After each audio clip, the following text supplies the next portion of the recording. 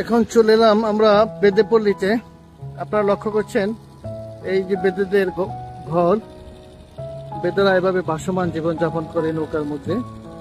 ওদের আত্মীয়তা, ওদের সংসার, ওদের জীবন বৈচিত্র্য নিয়ে আজকে আপনাদের সাথে আমরা হাজির হলাম। আমার সাথে আছে শরীফ, ছোট ভাই শরীফ নৌকা বাইছে। আমরা আস্তে আস্তে এখন গলাগোদা নদীর মধ্যে আছি।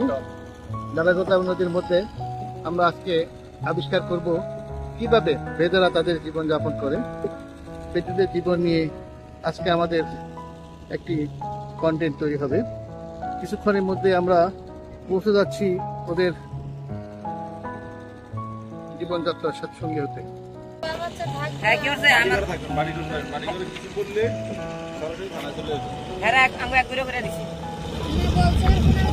আবার কি কয় তোরা 20,000 টাকা নামাজ করবা তাহলে আবার এরা বসবো।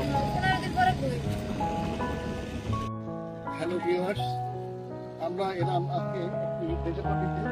আপনারা লক্ষ্য করছেন বেদে না, তোমরা বেদে। আচ্ছা আচ্ছা, তোমরা এই যে কি করতেছো এখন? রান্না করতেছো, তাই না?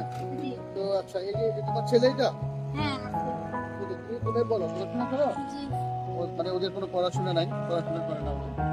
তো আপনি এখন কি করতেছেন এখন? রান্না মাছ ধরেন, তাই না? ওই যে গরগুলি দেখা যাচ্ছে, ওরা কি করে?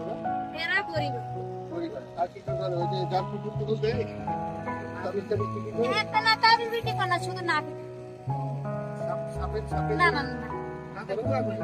ওরে ওরা আলাদা। না, এই যে সাবনা না কোকাতে। কোকাতে শুধু না বিক্রি। যাই হোক, আমরা এলাম ভাসমান মানুষগুলোকে দেখতে। আপনারা লক্ষ্য করছেন বিস্তৃত এলাকা জুড়ে অনেকগুলো নৌকা। এগুলোই ওদের বাড়ি, এগুলোই ওদের ঘর। এটাই ঘর। তোমাদের জীবন এখানে ভাসমান। ঝড় বৃষ্টিতে কি করো তোমরা? যখন প্রচন্ড ঝড় হয় তখন